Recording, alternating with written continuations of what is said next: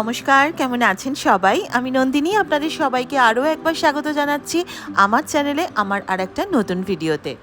ঘড়িতে সময় সকাল ৯:১০-১৫ মতো বাজে।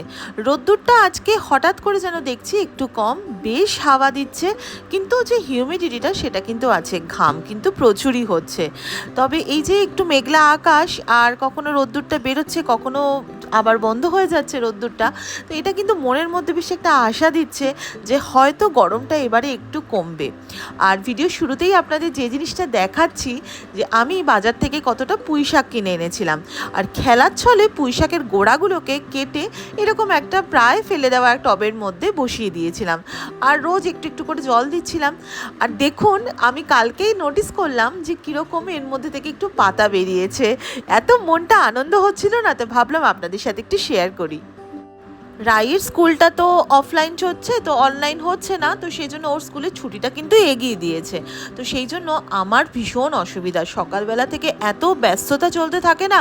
হাজব্যান্ড এক রকমের খেয়ে যাবে, এক রকমের লাঞ্চ নিয়ে যাবে, বাড়িতে দুজন সিনিয়র সিটিজেন রয়েছে, তাদের এক রকমের ব্রেকফাস্ট, আমি শিখা দিই আর এক রকমের ব্রেকফাস্ট। তো এই বিভিন্ন রকম মিলিয়ে ঝুলিয়ে সব কিছু করতে করতে আমার প্রায় নাজেহাল অবস্থা। কিন্তু যাই হোক, আমি আজকে সকালবেলা থেকে ঘুম থেকে উঠে রায়কে স্কুলে দিয়ে এসে এক ফোঁটাও বসিনি। আর সকালবেলা থেকে ওই 5টা যেরকম আমন্ড খাই আমি এক গ্লাস জলের সাথে, সেইটা খাওয়ার পরে আর কিছু খাইও নি। তো আমার সব কিছু আজকে হয়ে গেছে, স্নান, রান্না, পুজো। তো এবার একটু আয়েশ করে বসে সকালের যে প্রথম চাটা সেটা একটুখানি খাবো। আর শিখাদি এবং মার জন্য হচ্ছে র চা। আপনারা তো জানেন, যারা আমার ভিডিও দেখেন, আমার বাড়িতে যখনই চা হয় 2 রকমের চা হয়। মা আর শিখাদি বা কখনো কখনো বাবাও র চা খান, তবে আমি স্পেশালি প্রেফার করি দুধ চা। তো দুধ চাটা নিয়েছি, আর তার সাথে আজকে বানিয়ে নিয়েছি একটু পরোটা ব্রেকফাস্টে। সেদিন আপনাদের সাথে যে লাস্ট ভিডিওটাতে অ্যাকচুয়ালি যে আমি আপনাদের সাথে সিঙ্গারার যে রেসিপিটা শেয়ার করেছিলাম, তার ভেতরে যে স্টাফিংটা দিয়েছিলাম, সেই স্টাফিংটা বেশ কিছুটা বেঁচেছিল।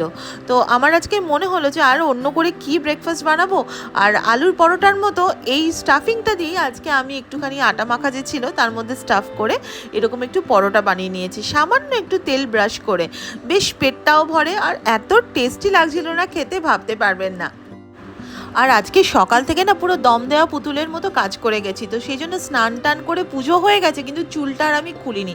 এই এখন একটু চা খেতে খেতে চুলটা একটু খুলে আর এই সবার সাথে বসে একটু কথা বলছি। আর এই যে একটুখানি মনে হচ্ছে না ধুলো চলছে ক্যামেরার সামনে, অ্যাকচুয়ালি তা না। আমি পুজো করার সময় যে ধূপটা জ্বালাই, তো আজকে আমি একটুখানি গুগ্গুল দিয়েছিলাম ঠাকুরকে। তো সেই গুগ্গুলের যে ধোঁয়াটা সেটা পুরো বাড়ি হয়ে থাকে, তো সেই ধোঁয়াটাই এরকমভাবে ঘুরে বেড়াচ্ছে। আর আপনাদের হয়তো মনে হতে পারে যে ধুলো। আর এখানে রেডি হয়ে রাইকে আনতে চলে গেছি, ছাতাটা নিতে ভুলে গেছিলাম, তো ছাতাটা নিয়ে নিলাম।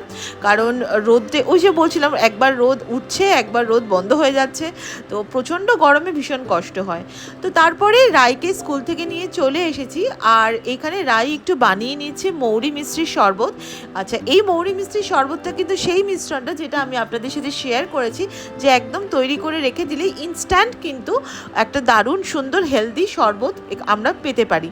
তো যাই হোক, রাই এখানে একটুখানি বরফ দিয়ে দিয়েছে একটা বড় মতো মগের মধ্যে, ও ওই যে মিশ্রণটা সেটা 3 চামচ দিয়ে দিয়েছে, তো দিয়ে একটু ভালো করে গুলে নিচ্ছি। আর অ্যাকচুয়ালি আমরা তো ফ্রিজের জল সেভাবে খাই না, কুজোর জলটাই খাই, কিন্তু যেহেতু ভীষণ গরম লাগছে, তো সেই জন্য রাই একটু বরফ দিয়েছে। আর যাতে মৌরিটা একটু মুখে না পড়ে, তার জন্য আর কি একটুখানি ওকে বললাম যে তুই একটু ছেঁকে নিলে তাহলে ওই মৌরিটা মুখে পড়বে না।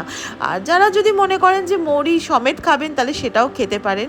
আর রাই এখানে সবার জন্য শরবতটা বানিয়ে প্রথমে দাদুকে দিয়ে আসছে, তারপরে ওর দিদাকে দিল, তারপরে ও আর আমি একটুখানি ঘরে বসে শরবতটা খাবো, আর একটুখানি আজকে স্কুলে কি হলো সেটা ওর সাথে বসে বসে একটুখানি গল্প করব।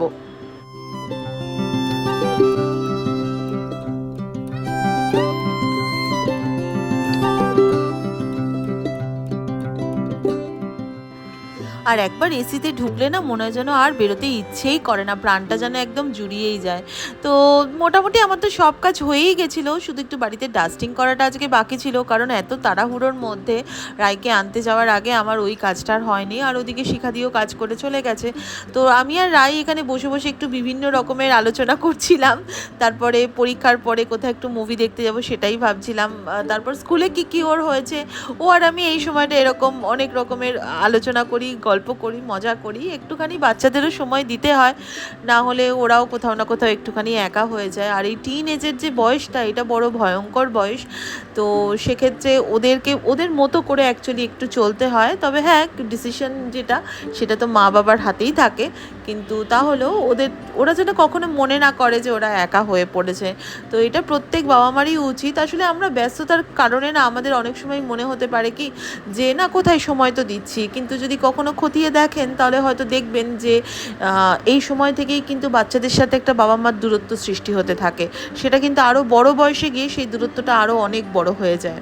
তো সেইটা যাতে না হয়, তো সেই জন্যই বাচ্চাদের সাথে সময় কাটানোটা অনেকটা বেশি ইম্পর্টেন্ট।